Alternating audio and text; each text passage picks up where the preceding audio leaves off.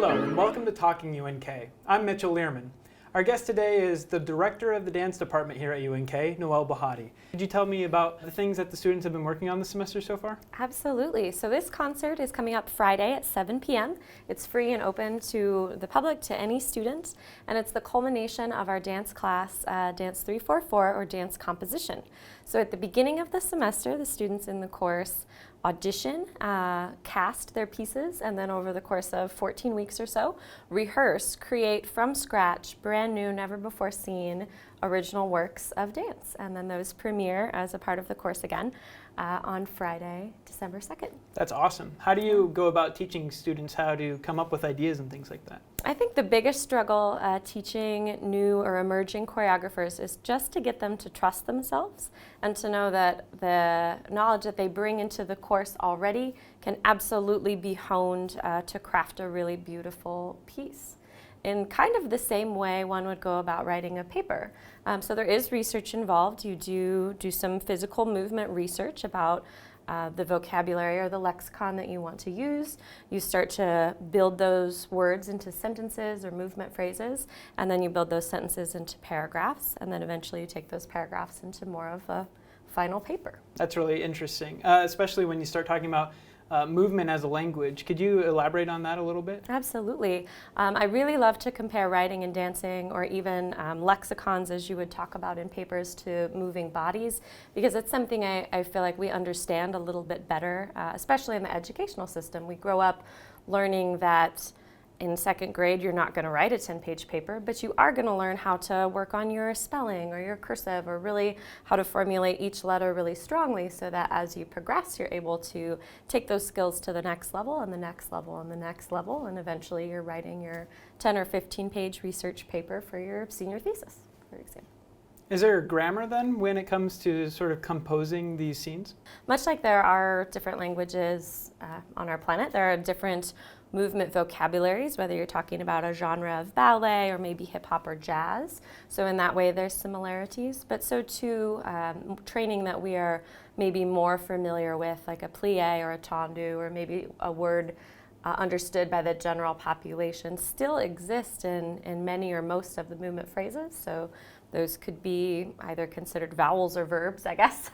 And from those core components, from those most basic elements, then you build to multi-syllable or multi-syllabic words, I guess, and start to craft really beautiful phrases that really sing. For these concerts that you have each year in the spring, a lot of the times there will be work from the student dance workshop in the fall carried forward to that, correct? Absolutely. So from this portion of the process, kind of that last piece is really seeing how your work lands with an audience and if it's doing what you expect it to and what you want it to. But from there, the students actually next week can take those pieces. They can adjudicate them for our faculty and guest artist concert that happens every spring, usually in March or April. And then a panel of 4 or 5 judges will watch all of those pieces and score them, and then we'll take usually about 10 or 12 pieces in total for the spring concert, and they'll move on. They'll get a lighting designer, a costume designer, and then they'll get to really add those elements that finalize that.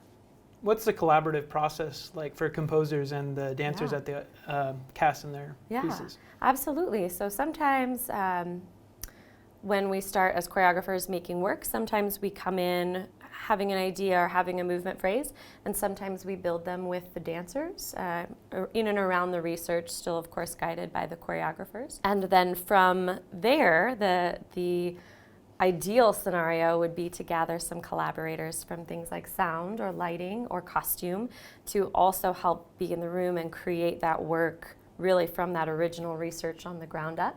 Sometimes those elements are introduced a little bit later, like in this case, we build the work first in that fall semester, and then in the spring we'll start to bring in either faculty or student designers for those other elements to have conversations with the choreographer and sometimes the cast, and really build and develop or create something new that's specific to that piece. Awesome. And when is the student dance workshop, and then also when is the spring dance concert this year? Absolutely. So the student dance workshop will be this Friday, December 2nd at 7 p.m. It's free and open to everyone.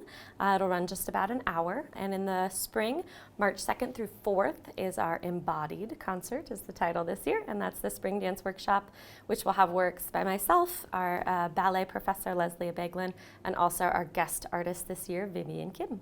Thank you so much. And I think that's just about all the time that we have for this episode of Talking UNK. Thank you so much, and be sure to continue to follow us here on our YouTube channel at Video at the Antelope. For the Antelope, I'm Mitchell Lierman.